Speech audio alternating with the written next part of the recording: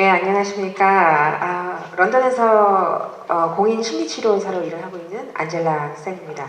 이렇게 의미 있는 자리에 초대해 주셔서 정말 감사합니다. 오늘 날씨가 굉장히 추운데요. 이렇게 많은 분들이 한자리에 이렇게 모인 이유는 분명할 거라고 봅니다. 오늘 이런 여러 사건을 겪으면서 굉장히 위기의식을 가지고 계신데요.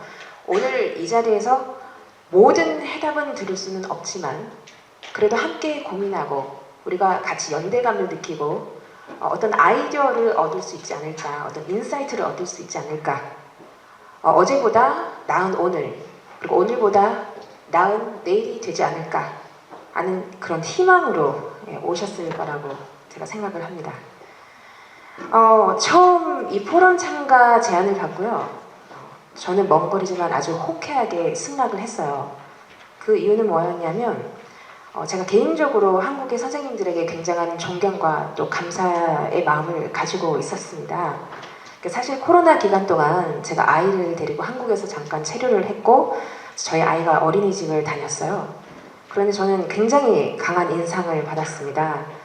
왜냐하면 그 선생님께서 이모 같은 친근감에 아주 프로다운 노련함까지 고루 갖추고 계셨거든요. 그래서 우리는 정말 신뢰를 바탕으로 한 배를 탄 관계다. 제가 학교에서 일어나는 일을 모두 알 수는 없죠. 그래서 거기에 대한 조언을 구하고 선생님도 집에서 일어나는 일들을 모두 알 수는 없습니다. 그래서 제가 정보를 드리고 이렇게 같이 한 아이를 위해서 한 팀으로 움직였다 하는 정말 좋았던 경험이 있었기 때문에 다시 한번 선생님들에게 그 노고에 대해서 감사한 마음을 표현하고 싶습니다. 감사합니다. 그래서 최근에 제가 이 일련의 사건을 뉴스로 듣고요. 정말 마음이 아팠습니다. 왜냐하면 여러분들이 교권이 무너졌다 하는 말씀을 하고 계시잖아요.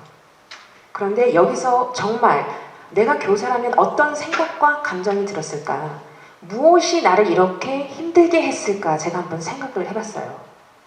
여러분들도 마음이 굉장히 괴로웠지만 무슨 생각이 나에게 가장 큰 타격이 되었을까? 어떤 간접적인 트라우마가 됐을까? 아마 생각을 해보셨을 거예요.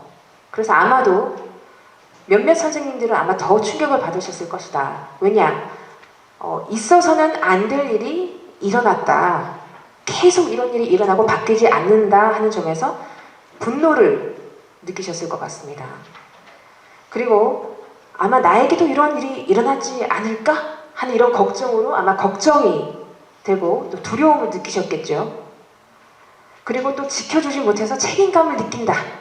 이런 생각을 했다면 죄책감을 느끼셨을 겁니다. 이런 생각과 감정이 함께 연결되어 있는 거죠.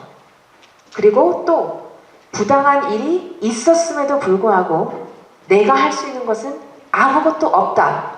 이런 생각을 했다면 무력감을 느끼셨을 것 같습니다. 그리고 사람과 교직에 대해서 신뢰를 상실했다. 이런 생각을 강하게 가지셨다면 어떤 슬픔과 상실감을 느꼈을 거예요. 이런 여러 가지 생각이 복합되면서 여러 가지 감정도 함께 느꼈으리라 생각합니다.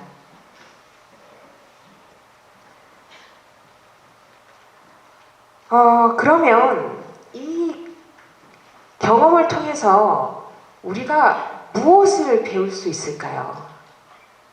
일단 이 경험은 그것으로만 그치는 게 아니라 배움의 기회가 되어야 되겠죠.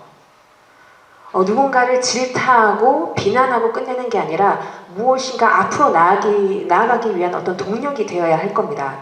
그래서 제가 여기서 생각해 본 점이 학생, 학부모, 교원, 학교 이렇게 여러 주체가 연관되어 있는데 이 관계와 역할에 대해서 어떤 분명한 경계 설정과 기대를 조절하지 못했구나. 이게 신뢰의 관계가 아니라 불신하고 감시하고 통제해야 되는 관계가 된 것이 아닌가. 정말 가슴이 아팠고요. 이런 문제를 살펴볼 때 우리가 교사 개인의 소통 방식 또 생각해 볼 수 있지만 이건 교사 혼자만이 할 수 있는 게 절대 아닙니다.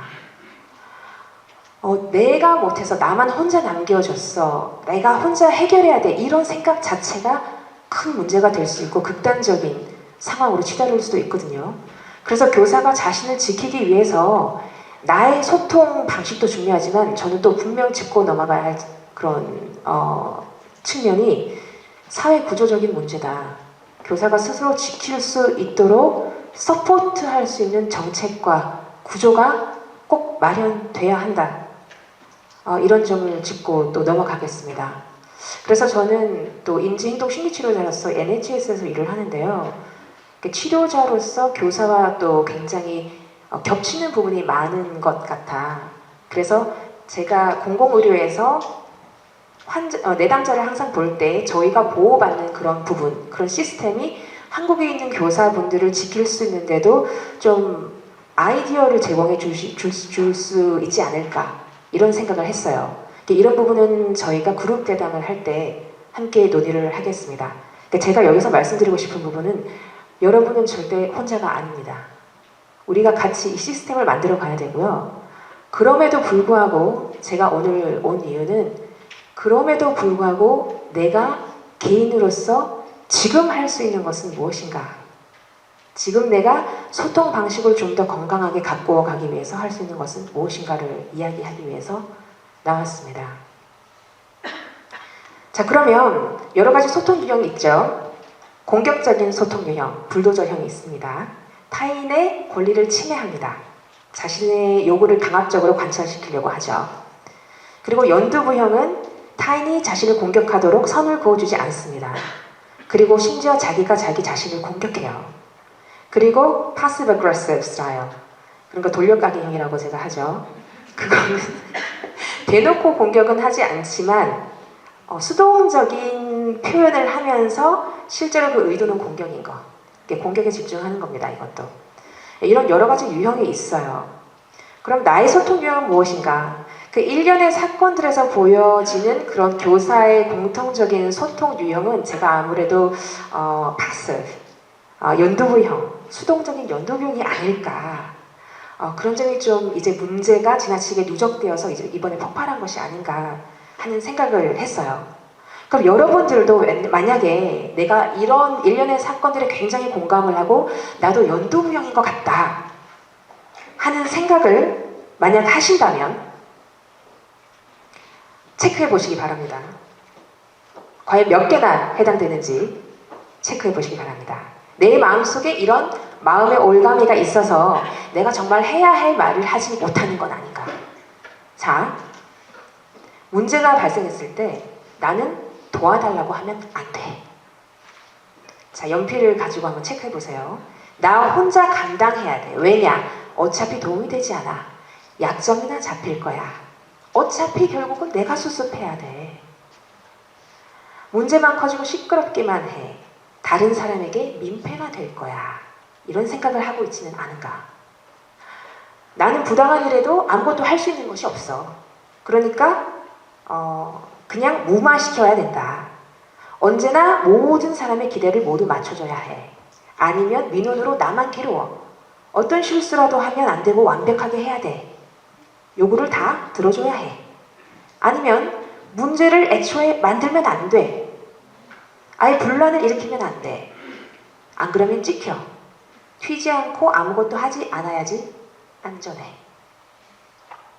나를 보살피는 것은 이기적인 거야. 좋은 교사가 아니야.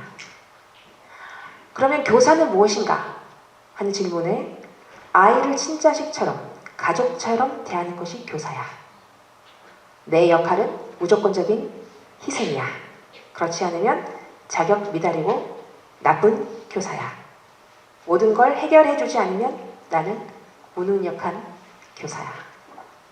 혹시 이런 체크리스트 사항에 몇 개나 체크를 하셨나요? 10개 이상 하신 분 혹시 계신가요? 네, 취약할 수 있습니다. 이것이 지속 가능한 것인가? 모두에게 좋은 사람이 정말 좋은 것인가? 제가 공공의료에서 일을 하고 있는데요. 저희도 어뷰즈를 굉장히 많이 당합니다. 한 해 한 7만 5천 명이 당하고 있어요. 혼자가 아니에요. 사람을 대하는 직업은 늘 이런 위험에 노출되어 있습니다. 이럴 때 우리는 어떻게 하느냐? 보이시죠? 여긴 나는 도와주러 온 거지 다치려고 온 것이 아니다. 여기 zero tolerance. 아주 강력하게 조치를 취합니다. 왜냐? 이것은 교권이라고 생각을 하시는데 교권이라고 하면 많은 분들이 오해를 하시죠. 교사의 권위라고 오해를 하기도 합니다.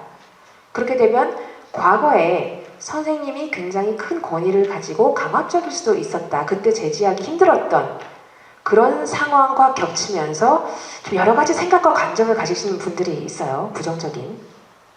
하지만 그런 교권이라는 것, 그거 넘어서서 우리가 이제 새로운 프레임으로 생각을 해야 될 때가 아닌가 합니다. 교권이라기보다는 인권. 인간의 권리. 나는 교사이기 전에 인간이에요. 맞지 않을 권리가 있습니다. 다치지 않을 권리가 있습니다. 내가 케어할 의무가 있는 것처럼 나도 학교로부터 보호받을 권리가 있어요. 내가 맞으면서까지 상대방을 도와줄 필요가 없습니다.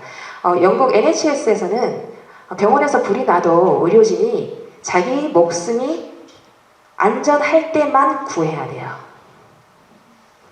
희생한다고 해서 결코 그것이 찬양받지 않습니다. 여기에 대해서 아까 체크리스트에 대한 사항을 다시 한번 생각해 볼 수 있겠죠. 마냥 희생하는 것이 나의 역할인가? 자, 그러면 우리 사회 시스템을 함께 이렇게 만들어 가야 한다 하는 것을 모두 공감을 했으면 좋겠어요. 그래서 심지어는 저에게 욕을 하거나 폭력을 하거나 하면 치료 안 하고 가라고 해요. 저는 병원에서 일하지만 그렇게 합니다. duty of care라고 하죠. 저도 보호받을 권리가 있기 때문에. 그래서 교사 혼자서 이렇게 굉장히 힘들하고 극단적인 상황으로 가지 않도록 항상 학교와 교장 선생님과 거기에 있는 리더와 함께 소통을 해야 되고, 그 계약서가 있어요. 영국에서는 또 교사들이 보호받을 권리가 있다는 계약이 있습니다. 그러니까 학교는 보호해줘야 할 책임이 있어요. 그 교사를 이렇게 노출시키면 안 된다는 거죠. 그런데 교사가 혼자 모든 짐을 안고 극단적인 상황으로 갔다 그러면 failure of duty of care, 그 케어를 해줄 의무를 다하지 못한 겁니다. 그래서 교사는 자신의 권리를 주장할 수 있다. 자, 그러면 매일매일의 소통에서 그러면 우리를 지키기 위해서, 왜냐하면 시스템이 변하는 건 시간이 조금 걸립니다. 매일매일 우리가 할 수 있는 것은 무엇일까? 일상적인 소통을. 거기에 대해서 한번 생각을 좀 해봐야겠죠. 자, 첫 번째 아주 기본적인 테크닉은 나를 주어로 하는 거예요.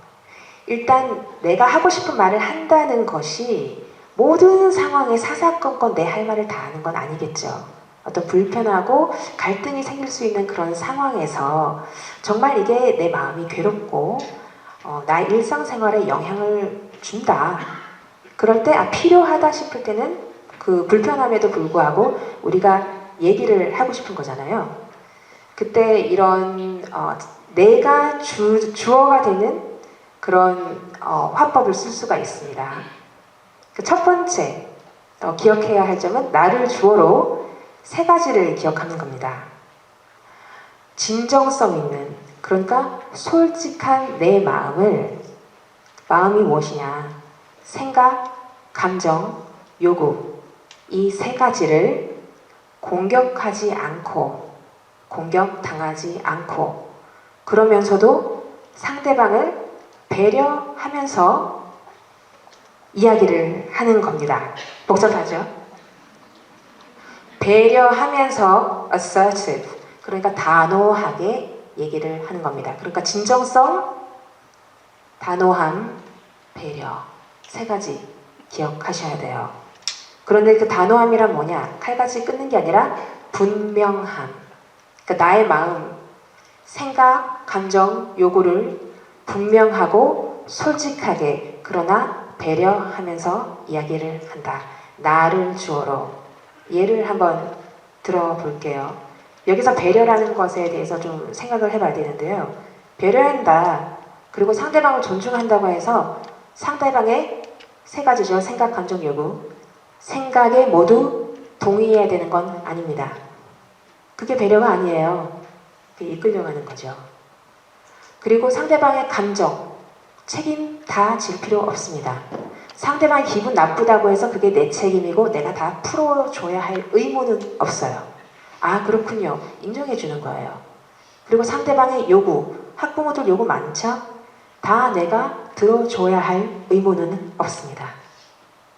그게 배려가 아니에요. 자, 그럼 무엇일까? 상대방도 생각, 감정, 요구가 있다는 것을 인정하고 내가 교사로서 나의 직책에 맞게 할 수 있는 최선을 다해서 해주는 거예요. 모든 사람에게 좋은 사람이 되는 게 결코 나중에 좋은 사람이 되지 않습니다. 학부모의 요구는 여기서 이렇게 해달라 저기서 이렇게 해달라 굉장히 상충될 수 있어요. 거기서 흔들리면 리더십이 흔들립니다. 우리가 생각해야 될 점은 나의 인권, 교권 이전에 나의 인권 플러스 교사의 리더십, 이렇게 이해하는 게 좋을 것 같아요. 그러면 한번 예를 들어볼게요. 나를 주어로 말을 한다는 게 무엇일까? 생각, 감정, 요구죠. 이것을 먼저 생각해요. 제 생각엔 이렇습니다. 제 생각은 저는 이렇게 이해했습니다. 너가 아니라 나로 이야기를 하는 거예요. 한국에는 주어가 좀 불분명하죠. 그리고 저는 이렇게 느꼈습니다. 네가 나빠. 네가 이렇게 했잖아가 아니라 저는 조금 불편합니다. 저는 속상합니다. 이렇게 표현을 하는 거예요. 그래서 저는 이렇게 하고 싶어요. 예를 들면 이렇게 얘기를 하는 거죠. 뭐 예를 들면 학부모님이 굉장히 사적인 질문을 계속하고 제 업무 시간이 지났는데도 계속 연락을 한다. 어떻게 얘기하면 좋을까요? 무슨 생각 드세요? 나의 마음의 소리는 뭐야 진짜 오지랖 너무 심하네 왜 이런 것까지 물어 진짜 이상한 사람이야 이럴 수 있어요. 그걸 다 솔직하게 표현할까요? 배려 없는 솔직함은 무례함이죠. 솔직하다고 우리가 옷을 다 벗고 돌아다니지 않습니다. 지켜야 될 게 있어요. 정제해서 표현하는 거예요. 일단 내 생각은 이래요. 뭐냐면 정제해서 표현을 해본다면 선을 넘었다. 내 직책에 맞지 않는 것이다. 이거는 내가 해야 할 일의 범위를 넘었다는 거예요. 그쵸? 그게 생각이에요. 나의 판단. 그리고 감정은 어때요? 화가 납니까? 어때요? 부담스럽다. 뭐 화도 난다. 좀 대답 안 하면 좀 불만, 민원하면 어떡하지? 불안도 생기고. 그리고 또 요구는 뭘 원해요? 어떤 걸 원할까요? 그렇게 하지 않았으면 좋겠어요. 대답할 수 없습니다. 그렇죠? 그걸 정리해서 한번 표현해 볼게요. 자꾸 연락을 주시니까요. 너라고 하지 말고 제가 업무 시간이 넘었습니다. 저는 대답할 수 없습니다. 죄송하지만 대답할 수 없습니다. 이렇게 되면 좀 불편합니다. 감정을 굳이 넣지 않아도 돼요. 이 세 가지 중에서 감정 요구만 넣으셔도 되고 생각, 감정, 요구 다 넣으셔도 돼요. 기본적으로 이것은 업무 시간 외라 제가 곤란합니다. 곤란한 감정 느낍니다. 그래서 업무 시간 외에는 메시지를 넣지 말아 주십시오. 아니면 더 긍정어로 쓰고 싶으면 업무 시간에 대답하겠습니다. 좀 디만드 요구를 할 때는 긍정어로 쓰셔도 돼요. 내가 여기까지 할 수 있습니다 하고 경계를 설정하고 기대를 조절하는 거죠. 아니면 딱 이거를 자동 응답 멘트로 딱 넣어두는 거예요. 이런 식으로 얘기를 하는 거예요. 내가 원하는 건 이겁니다. 이렇게 내가 원하는 걸 얘기하지 않고 우리는 화가 난 마음에 바로 반응을 하죠. 상대방을 공격하기도 하고요. 그렇게 하지 못한 자기 자신을 공격하기도 합니다. 이제 반응하지 말고 대응해야 됩니다. 그렇기 위해서는 그런 생각과 감정에 휘둘릴 때 잠깐 타임아웃을 하셔야 돼요. 디만딩 할 때 바로 요구를 들어주지 않아도 돼요. 기한을 미뤄도 됩니다. 내일 대답 드리겠습니다. 아니면 관찰해보고 3일 후에 대답 드리겠습니다. 하셔도 돼요. 그게 내가 할 수 있는 거니까요. 이건 기본적인 테크닉이고요. 그걸 발전시켜서 우리가 거절하기, 그리고 비판하기, 그리고 비판을 대하기 등 아주 다양한 기술을 배워볼 수가 있어요. 그런데 안타깝게도 저희가 30분밖에 없으니까 모든 것을 하긴 힘듭니다. 그 중에서 제가 할 수 있는 것은 짧게만 말씀드리자면 거절을 하기.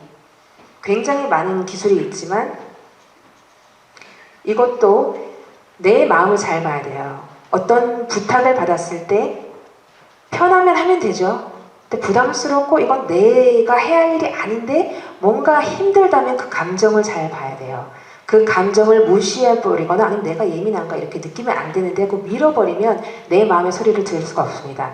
일단 부담스럽고 힘들다면 무슨 생각이 이런 부담감을 느끼게 하는가 잘 보시고 자신의 요구를 파악을 하셔야 합니다. 기술은 나중에 들어오는 거고 자신의 마음을 잘 봐야겠죠. 그러면 거절법에는 여러 가지가 있지만 그것은 아마 다음에 질문 시간에 하는 게 조금 나을 것 같아요. 어떤 질문이 있었냐면 상사가 이렇게 교감 선생님이라든지 좀 높이 있는 분이 이렇게 거절을 하거나 할 말을 하기 쉽지 않습니다. 뭐 이런 질문도 있더라고요. 당연하죠. 저도 힘들어요. 그래서 이거는 나중에 질의응답 시간에 다루기로 하고요. 비판하기 그리고 비판에 대하기도 굉장히 우리가 많은 이 주제만을 가지고도 굉장히 많은 것을 배울 수가 있는데 일단 우리가 문제가 있다, 불만이 있다, 비판하기는 이제 신입 선생님도 할 수 있어요. 왜냐하면 학교 시스템이 운영되는 게 너무 나한테 맞지 않으니까 불만이 있어요. 얘기할 수 있죠. 근데 상급자한테 어떻게 얘기를 해? 그때 기억해야 될 점이 있습니다. 비판 꼭 필요해요. 비판은 기본적으로 뭐냐면 비판의 순기능은 뭐냐면 여기 문제 있어요. 고쳐주세요. 우리 다 같이 조금 더 잘해봅시다예요. 내가 잘할 수 있게 문제 있으니까 고쳐주세요예요. 그게 기능이에요. 거기 충실해야 돼요. 그러니까 여기가 문제가 있으니 교감 선생님이 잘못됐어요. 이런 식으로 너가 아니라 내가 아니면 이 상황이 문제가 있으니 이렇게 고쳐주세요. 여기 집중을 해야 되죠. 문제 해결에 집중해야 됩니다. 공격에 집중하시면 안 돼요. 그러려면 너를 주어로 하지 않고 나 혹은 이런 상황이 문제가 되는 점을 주어로 하셔서 말씀을 하는 게 좋아요. 여기 문제가 있으니 고쳐달라. 이렇게. 그래서 그 기능에 집중을 하셔야 되고 태도는 공격적이지 않게 담담하게 힘들면 심호흡 한번 하고 그리고 또 좋은 의도로 문제 같이 해결해보자. 우리 한 배를 탔어요. 우리가 같이 일하는 거잖아요. 라는 공통분모를 전제로 미리 깔고 시작을 하셔야 돼요. 우리 서로 돕는 관계잖아요. 그렇죠? 그렇게 하고 먼저 비판을 하시고 비판을 대할 때도 마찬가지예요. 일단 그 기능이 무엇인가 집중을 하고 문제 해결에 집중해야 되죠. 그럼에도 불구하고 학부모님이 비난을 하시거나 아니면 다른 사람들이 공격적인 비난을 할 수 있어요. 이 세 가지가 모자랄 때 태도가 공격적이거나 아니면 기능에 집중하지 않고 자꾸 공격에만 집중을 하는 거죠. 그렇게 되면 우리가 어떻게 대응할 수 있을지 짧게 한번 설명을 한다면 상급자나 학부모님들은 좀 어려워요. 그게 아니에요. 바로 할 말을 하기 좀 힘든 경우가 많죠. 내 생각은, 감정은, 요구는 이거예요. 설명하기 힘든 경우가 많아요. 그럴 때는 어떻게 하냐면 한번 꺾고 들어가기. 한번 꺾고 할 말하기. 그게 뭐냐면 이 부분은 맞아요. 예를 들면 심리치료사님 이게 어떻게 이 상황에 다 대입된다고 생각하세요? 교사 혼자 이렇게 할 말 한다고 다 되는 줄 아세요? 맞습니다. 그 말 맞아요. 이렇게 한번 인정하는 거예요. 그 부분 맞는 말이잖아요. 그 부분은 맞아요. 다는 아닌데 그 지적해 주신 부분은 맞습니다. 아니면 그런 고충은 공감합니다. 부분 인정 아니면 공감 먼저 충분히 해주고 그런 우려되는 부분이 있었네요. 맞네요. 해주고 그런데 제 생각은 이런 면도 있습니다. 아니면 그렇게 말씀하시는 거는 비난이니까 안 되잖아요. 그 말씀은 참 좋으신 말씀이지만 그 말씀은 제가 상처됩니다. 다른 말씀으로 문제를 지적하고 해결하는 데 집중해 주세요. 그런 말은 상처겠니? 문제가 뭔지 명확하게 해주고 우리 같이 해결합시다. 여기 집중하는 거예요. 그래서 한번 꺾고 나의 요구 그리고 감정 혹은 생각을 얘기를 하는 거죠. 그런데도 계속 공격이 들어온다? 같은 말을 반복해줍니다. 그러나 이런 말은 상처가 되고 안 됩니다. 문제 해결에 집중해 주세요.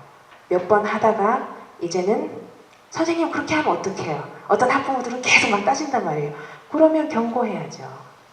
계속 몇 번 하고 나는 최선을 다했어요. 그러면 더 이상 이렇게 제가 비난을 들으니 대화가 진행될 수 없습니다. 이제는 교감 선생님과 얘기를 하셔야겠습니다. 플래그업 해야 돼요. 플래그업.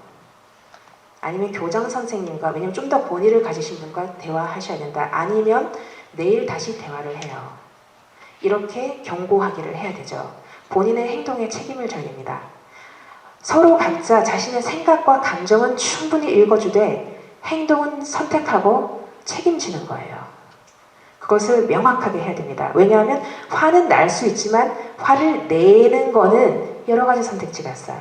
화 난다라고 말할 수 있고 소리 지를 수 있고 때릴 수도 있고 여러 가지예요. 하지만 자기가 선택하고 책임지는 거죠. 싫어할 수 있어요. 사람들 대하다 보면 싫은 사람 생겨요. 저희 아이도 오면 누구 싫대요. 그러면 어떡합니까? 싫어하면 안 돼? 아니요, 싫어해도 돼. 싫어할 수 있어. 근데 괴롭히지 마. 그거는 행동이죠. 감정과 행동은 따로예요. 싫어해도 되는데 싫어할 수 있는데 괴롭히면 안 돼. 싫어하는 감정 안에 어떤 생각들이 있는지 한번 탐구해보자. 이런 배움의 기회가 되었으면 좋겠습니다. 마지막으로 제가 할 말은 여러분은 혼자가 아닙니다. 혼자라고 생각하지 않으셨으면 좋겠어요. 그리고 지금 이 사태를 목도하면서 과거의 한극단에서 지금 또 다른 한극단으로 온 것 같아요. 자꾸 어떤 인권의 측면에서 침해가 일어나는 것 같습니다. 그런데 저는 또 희망의 목소리를 전달하고 싶은 게 갈등은 또 위기를 통해서 배울 수 있는 기회가 되죠. 그리고 한국은 이미 모두가 안 될 거라고 믿었던 그런 경제 성장이라든지 그런 많은 기적을 이루었습니다. 매년 올 때마다 깜짝깜짝 놀라곤 하고요. 시민들의 의식도 굉장히 많이 바뀌는 것 같아요. 그래서 저는 이런 자성의 시간을 가지고 배움의 시간을 가지는 것 자체가 굉장히 긍정적인 것 같고요. 그리고 앞으로도 이렇게 노력해온 만큼 더욱더 많은 변화를 이끌어낼 거라고 저는 믿습니다. 네, 고맙습니다.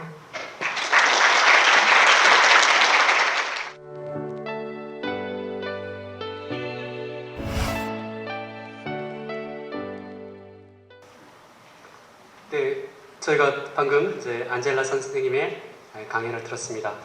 좀 더 강연에 대해서 더 많은 이야기를 좀 나눠보고 또 독서 모임에 참여하신 두 분 선생님도 참석을 해주셔서 이야기를 들어보도록 하겠습니다. 질문을 저희가 우선 한 3가지 정도 준비를 했는데요. 3가지 질문을 다루고 혹시 플로어에서 궁금한 부분이 있으시면 QR코드 통해서 또 질문을 올려주시면 좋을 것 같습니다. 먼저 이경진 교감 선생님께 여쭤보도록 할게요. 이제 교감 선생님께서 독서 모임을 이끄셨고 또 독서 모임에서 이제 많은 이야기들이 나왔을 건데 그런 독서 모임에 대해서도 간단히 이야기를 좀 해주시고 어떤 질문들이 주로 이제 많이 다루어졌는지 말씀 주시면 감사할 것 같아요. 네, 많은 선생님들께서 이 주제와 이 책에 관심을 보여주셨고요. 카톡방과 패드렛에 굉장히 많은 질문을 올려주셨습니다. 그만큼 학교에서 소통의 문제로 고통받는 선생님들이 많다는 뜻으로 받아들여졌습니다.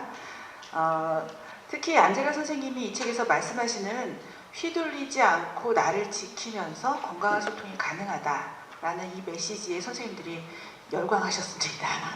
그래서 여기서 희망의 목소리를 들으신 것 같습니다.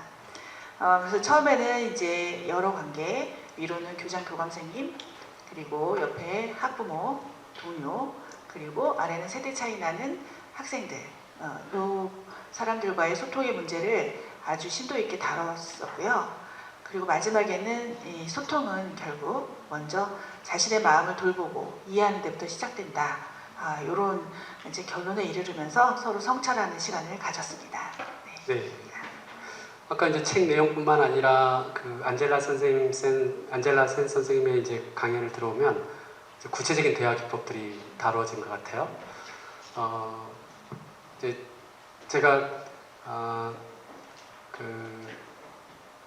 저는 이제 연구 주제가 저는 이제 상담 심리가 전공인데 연구 주제가 트라우마 쪽입니다. 그래서 이제 자살이나 자해 청소년들 이런 거 주제 다루는데 여러분들은 한국 청소년들의 자살하는 죽고 싶은 이유 1번이 뭔지 아세요? 한국 청소년들은 초중고생들, 대학생들 포함해서 죽고 싶은 이유, 실제 자살하는 이유 1번이 뭔 것 같아요? 관계입니다. 부모와의 관계, 그리고 친구와의 관계. 그래서 융의 집단 무의식적 관점에서 보면 한국 사람들은 매우 독특한데요. 자살하는 이유가 영국 사람, 미국 사람, 호주 사람이 다 달라요.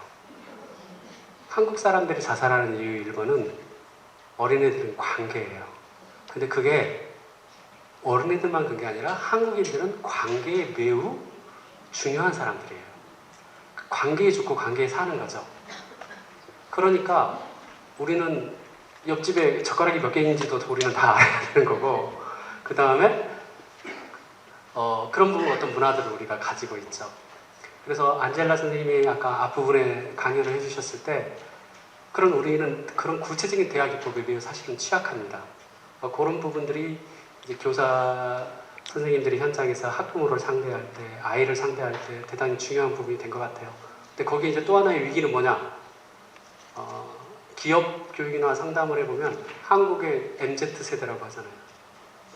MZ세대들이 드디어 이제 대학까지 올 정도면 이미 초중고 장면에서 선생님들은 대단히 이 친구들과 소통하는 부분이 대단히 힘들겠죠. 근데 문제는 선생님들도 MZ세대들이 올라오고 계시잖아요.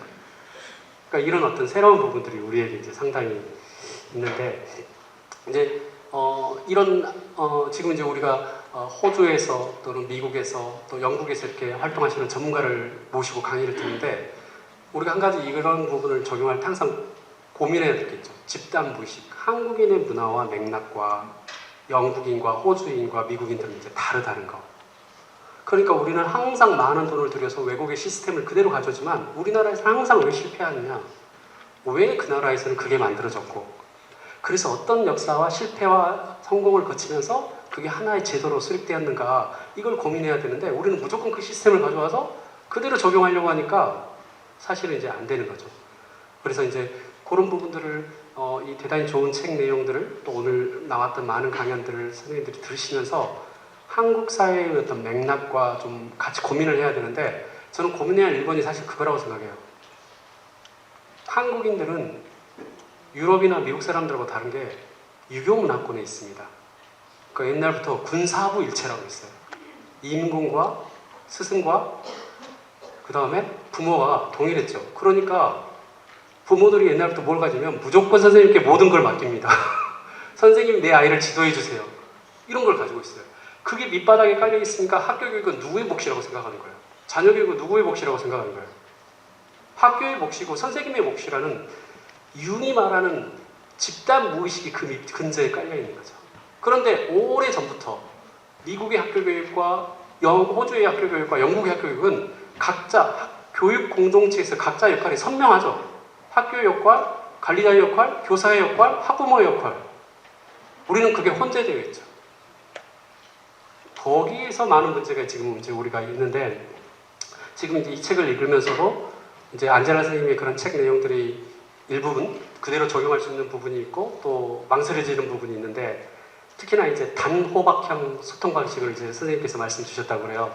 그래서 이제 단호박형 소통 방식이 특히나 한국의 이제 조직 문화, 상급자에 대해서 되게 위계가 있는 문화 속에서 바로 이렇게 소통을 시도했을 때 좀 걱정이 되는 부분이 좀 있다고 그러는데, 어떻게 이제 한국 문화에 맞게 이런 부분들을 이제 적용할 수 있을지, 혹시 이제 선생님께서는 한국 문화에서도 좀 경험이 충분하시니까 이런 어떤 위계적 문화 속에서 네, 저는 이 질문을 들었을 때 정말 두려움을 가지고 계시다. 그걸 듣고 근데 충분히 두려움을 가질만 하죠. 저도 두려울 거예요. 왜냐? 영국에도 마찬가지입니다. 나에게 직접적으로 영향을 미칠 수 있고 권위를 행사할 수 있는 상사라면, 그게 연장자가 될 수도 있고 어떤 상사라면 당연히 망설여지는 겁니다. 왜냐하면 내가 그 말을 했다가 직접적인 불이익을 당할 수도 있기 때문이죠. 실질적으로. 그래서 그 마음은 충분히 이해를 합니다. 아마 저도 그럴 거기 때문에. 그럼에도 불구하고 나의 선택과 책임의 영역을 일단 만들어는 가야 되는 거거든요. 그렇잖아요? 안 그러면 오해와 서로 소통하지 않으면 오해와 불만이 누적되면서 나 이러다 잘리면 어떡하지? 하다가 진짜 내가 퇴사를 합니다. 그렇죠. 병가를 내고 이직을 하고 퇴사를 하고 결국 자기가 지쳐서 나가는 결과가 발생을 해요. 그래서 우리가 생각해야 할 부분은 지금 당장 불편하지만 따끔한 예방주사를 맞는 것이 나을까? 아니면 큰 병에 걸리는 것이 나을까? 제가 책의 10장에서도 다룬 부분이 뭐냐면 간보기와 다지기입니다. 그 간보기는 저희 영국에서는 behavior experiment라고 하거든요. behavior experiment 부분과 그리고 다지기, 계속 해 나가는 것, 쉬운 부분부터 계속 해 나가는 것, 이 두 가지가 아마 도움이 되지 않을까 싶습니다. 자, 그러면 교장 선생님, 교감 선생님, 상급자에게 말할 때 우려된다. 뭐가 우려될까요? 제가 한번 생각을 해봤어요. 네, 뭐가 우려될까요? 나를 나쁘게 생각하시지 않을까. 그렇죠. 나를 오해하지 않을까, 나를 나쁘게 보지 않을까, 찍히면 어쩌지, 여기서부터 시작해서 점점점 최악으로 가죠, 보통. 그렇죠? 그래서 학교 생활이 힘들어지면 어쩌지, 왕따 당하면 어떡하지, 그러다가 잘리면 어떡하지, 그런 식으로 최악으로 보통 갑니다. 그러니까 내가 뭔가 불만이 있었을 때 아니면 좀 갈등이 발생했을 때 할 말을 하고 싶다라는 상황인데 내 마음 이미 잘렸어요. 그건 나의 해석입니다. 그쵸? 일단 해보지 않으면 몰라요. 정말 그런 일이 일어날지. 정말 그렇게 굉장히 강압적인 분이실 수도 있죠. 그러면 내가 그 회사에서 계속 살아남을 수 있을까? 일단은 할 수 있는 만큼 내 몫을 한다. 받아들여지지 않을 수도 있습니다. 하지만 내가 할 수 있는 것은 이만큼 내 목소리를 냈다. 이게 중요한 거라고 생각해요. 그럼 이걸 어떻게 하느냐? 제가 간보기 테크닉을 아주 간단하게 알려드릴게요. 책에는 자세하게 나와 있는데 뭐냐면 일단 예를 들면 이런 부분이 교사에게 좀 부담이 됩니다. 이런 업무가, 엑스트라 업무가. 그래서 하기 힘든데 사실은 저는 여기까지는 할 수 있습니다. 이렇게 긍정어로 얘기를 하고 싶어요. 예를 들면 거절이라는 것도 그 기능이 있거든요. 비판도 순기능이 있어요. 비판은 문제를 지적하고 요구해달라는 것이 순기능이고 거절은 경계를 설정하고 기대를 얼마나 기대할 수 있는가 서로의 기대를 조절하는 기능이 있기 때문에 꼭 해야 할 때는 해야 합니다. 그럼 기대 조절이 힘들어요 나중에. 그러면 그걸 해야겠다고 마음먹었을 때 소통의 레시피를 먼저 짜는 거죠. 자, 책을 보고 어떤 식으로 말을 할까 소통의 레시피를 짜요. 첫 번째 1단계 간보기 테크닉. 2단계는 뭐냐면 나의 걱정과 두려움을 바라보는 거예요. 무엇이 나의 발목을 잡고 있는가 다 쓰는 거예요. 안 받아들여지면 어쩌지? 그러다가 오히려 찍히기만 하면 어쩌지? 다 써봐요. 한번 보이실 거예요. 여기서부터 시작해서 문제는 이건데 저 최악의 상황으로 이미 가 있어요. 쭉 써봐요. 그 다음에 눈 딱 감고 시도해야 합니다. 세 번째 단계는 outcome. 결과를 관찰하고 객관적으로 정말 그런 일이 벌어졌는지 보는 거죠. 행동 실험. 네 번째는 이 경험을 통해서 내가 무엇을 얻었는가. 정말 이 교장 선생님은 안 되겠다. 정말 안 받아들여진다. 나를 미워하는구나. 알 수도 있어요. 하지만 생각 외로 좀 잘 받아들이시는 분이다. 생각 외로 나도 불편함을 견디고 말할 수 있는 능력이 있구나. 이런 걸 스스로 배울 수 있는 기회가 된다는 거죠. 그게 간보기 테크닉이에요. 또 뭐가 있냐면 두 번째는 다지기 테크닉이에요.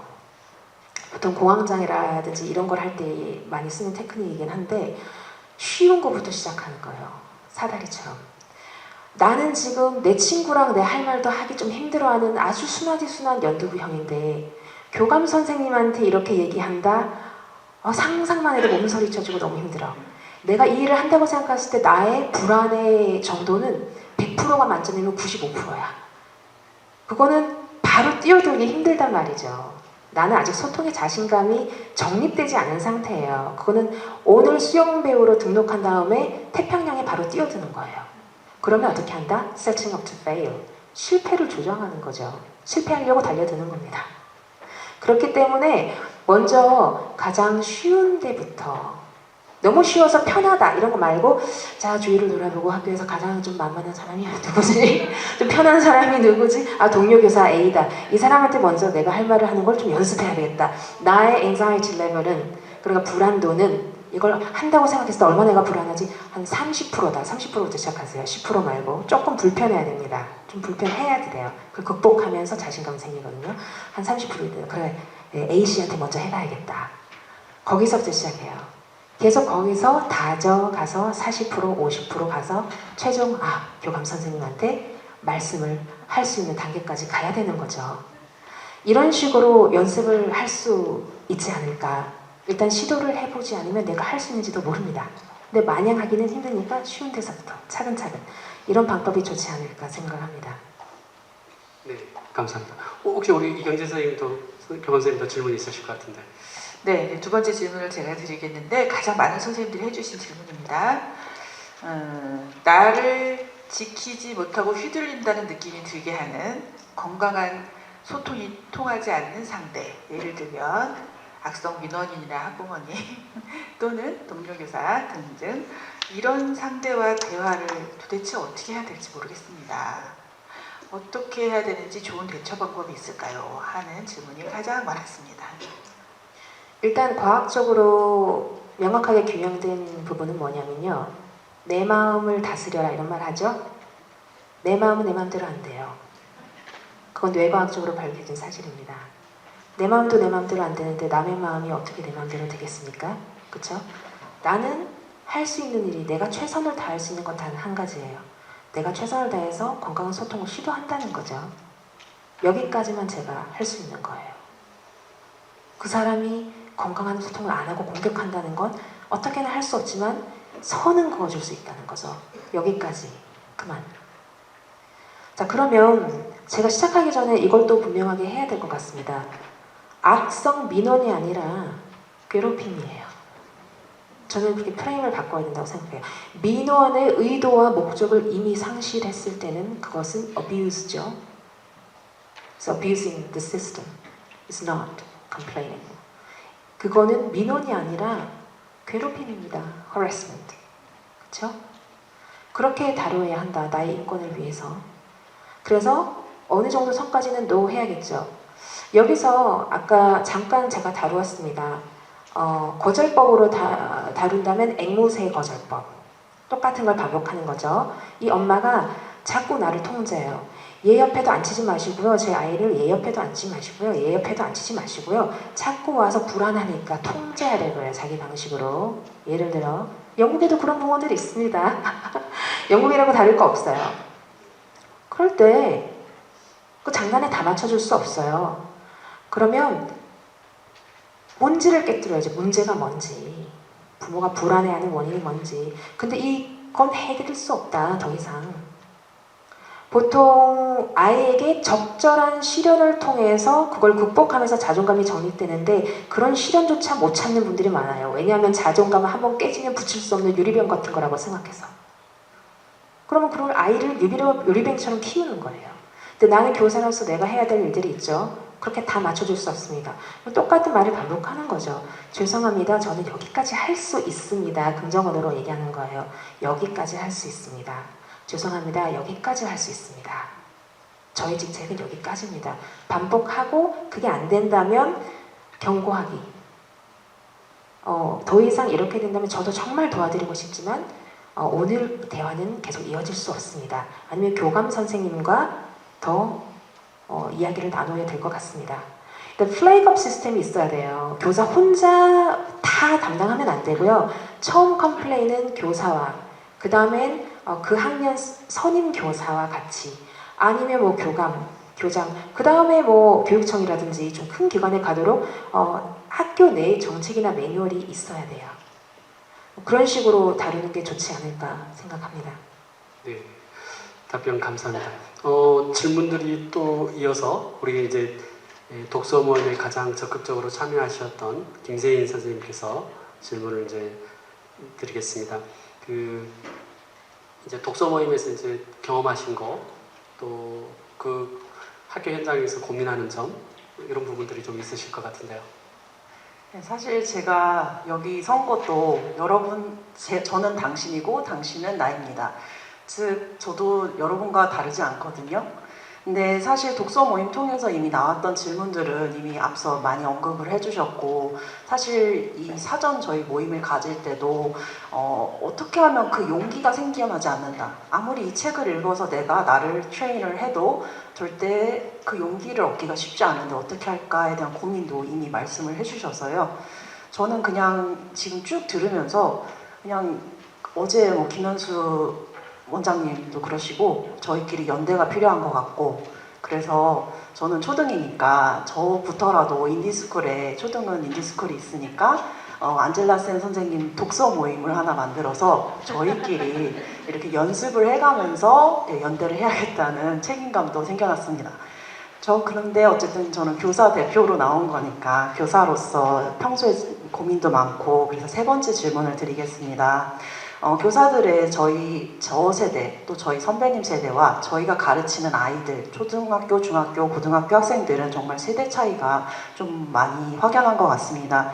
그런데 교사들의 세대와 달리 지나치게 자기중심적인 요즘 학생들에게 건강한 소통 방법을 교육하는 것이 매우 어렵다는 것을 선생님들이 많이 경험하고 계실 것 같아요. 그래서 상대보다는 자신의 입장만을 고집하는 학생들, 물론 중고등학생들이 특히 자기중심성이 생기고 사춘기가 되면서 되게 나의 이야기를 안 받아주면, 동의를 안 하면 존중을 못한다고 느끼더라고요. 제 최근 경험에서 나온 질문이었거든요. 그래서 이런 학생들을 설득을 하고, 또 초등학교, 중학교, 고등학교 학생들을 어떻게 앞으로 가르쳐야 될지 말씀을 구하고 싶었습니다. 일단 제가 최근에 저도 학부모니까 여러 학부모들을 대하기도 하고 선생님들의 고충이 많이 느껴지더라고요. 참 재미있는 게 뭐냐면 학부모로서 내 아이는 나에게 우주이지만 밖에 나가면 많은 아이 중에 하나일 뿐이다. 그걸 인정을 못하는 것 같아요. 그리고 아이들이 이 세상은 내 마음대로 다 되는 건 아니라 라는 걸 인정하기 힘들어하는 것 같습니다. 왜냐면 부모가 다 해주니까, 꽃길을 다 만들어주니까요. 내 마음대로 안 되는데 그럼에도 불구하고 내가 선택하고 책임지는 영역을 확장시켜 나가는 거거든요.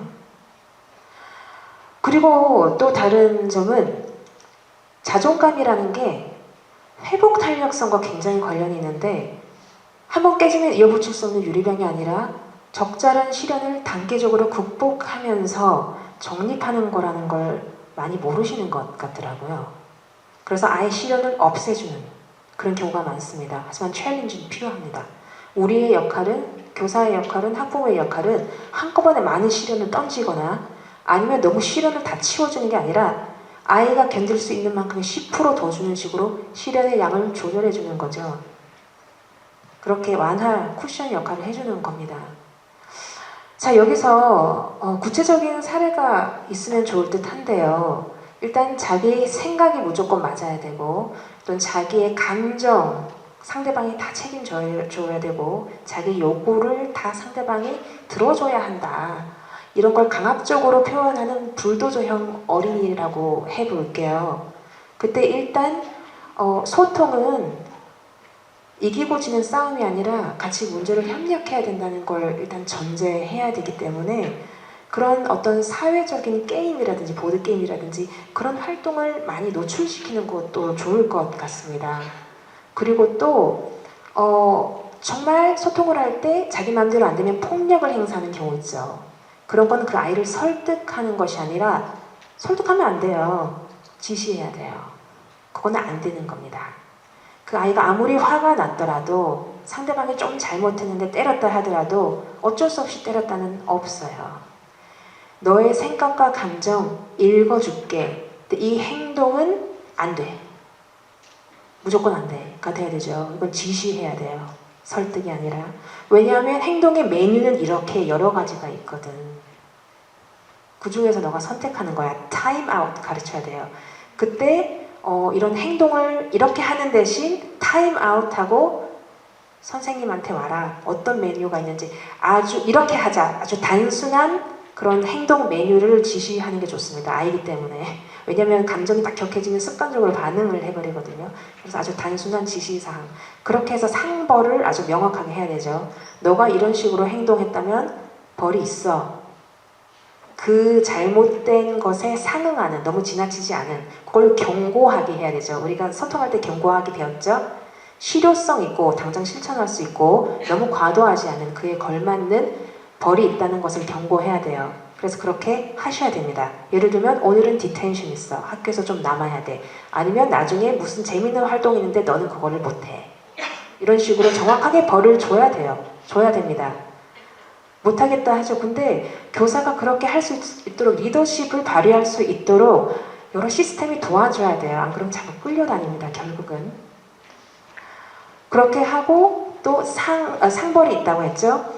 만약에 아이가 그걸 잘 수행을 했다. 타임아웃을 하고 그런 지시사항을 수행했다. 그러면 비헤이비어 차트라는 걸 만들더라고요. 저희 아이 학교에서는.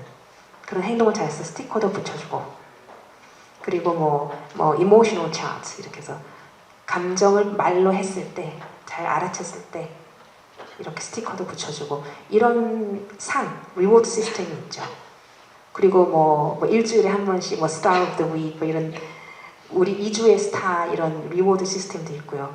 이런 식으로 그런 좋은 행동을 계속 장려할 수 있는 그런 명확한 기준과 상벌이 있어야 된다라고 생각합니다. 그리고 설득할 문제가 있고 그냥 가르쳐야 할 문제는 분명히 있다. 네, 좋은 말씀 감사합니다. 이제 이렇게 어제 오늘 이렇게 그 학술대회가 진행된 걸 보면서 저는 이제 들었던 생각이 다들 이제 이런 문제가 생겼을 때 한국이 지금까지 경제적으로 이렇게 빠르게 성장한 배경에는 사실 가장 큰 결정적인 역할을 한 게 저는 교사의 헌신이라고 생각을 합니다. 사실 전 세계적으로 연구를 해보면 한국의 교사만큼 교육의 수준이나 아이들에 대한 헌신이나 퀄리피케이션이 높은 사람이 없거든요. 그래서 미국이나 이런 것만 하더라도 사실은 교직 이동이나 이런 것들이 상당히 빠르거든요. 근데 한국은 대단히 근데 지금 이제 그 교사 선생님들이 이제는 다 휴직을 생각하고 뭐 이런 상황까지 현재 가 있죠. 저는 그래서 안젤라 선생님이 말씀하시는 그런 대화 기법을 통해서 자기를 잘 채우는 것도 중요한데 아까 김세인 선생님이 매우 중요한 말씀하셨어요. 연대. 뭐 연대냐. 한국은 부모의 역할이 빠져있는 사회예요. 그러니까 선생님들이 지적하셔야 돼요. 짚어야 돼요. 이것까지는 부모의 역할이다. 그리고 학교는 여기까지다. 그러니까 우리가 흔히 말하는 밥상머리 교육은 부모의 역할인 거고 미국 경우의 학교 교육은 어디에 초점이 맞춰져 있냐면 사회인으로서 자기의 권리를 주장하고 자기가 책임져야 될 것을 훈련하는 곳이에요. 학교는 거기에 몫입니다. 근데 우리는 아이들에 대한 밥상머리 교육까지 학교가 다 떠맡아서 지금 하게 되는 거죠. 그래서 이 교사의 연대를 통해서 교사가 그 부분을 짚어야 되는 거죠. 선생님들이. 우리 한국 사회에 부모의 역할이 빠져있다. 부모가 뭘 해야 되는지.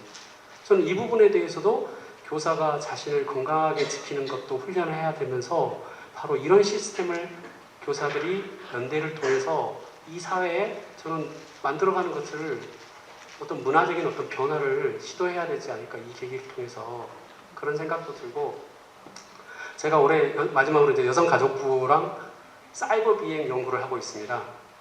근데 사이버 비행 해가지고 이렇게 수감되기 전에 이제 보호관찰을 통해서 이렇게 상담을 받고 있는데 이 친구들을 보니까 3분의 2가 본인이 그런 문제를 저질렀을 경우에 보호관찰을 받게 된다는 것을 모른다는 거예요. 무지에서 시작된다는 거예요. 그럼 결국 뭐냐? 그래서 거기에 많은 예산을 여성가족부에서 뭐냐면 상담이나 심리치료에 쏟아요. 저는 거기에 노예했어요. 뭐가 필요한 거예요? 교육이 필요한 거예요. 네가 이런 문제를 저질렀을 때 감옥에 갈 수 있다는 것을. 근데 상담이 심리치료로만 접근을 한다는 거죠. 그래서 저는 사실 이제 제가 교육부랑 연구재단이랑 10년짜리 청소년의 자살, 자해를 예방하는 그런 연구를 지금 진행을 하고 있는데, 그 연구를 하면서 제가 뭘 느끼냐면, 차라리 우리도 싱가포르처럼 중학교 때까지 스마트폰을 주지 말자.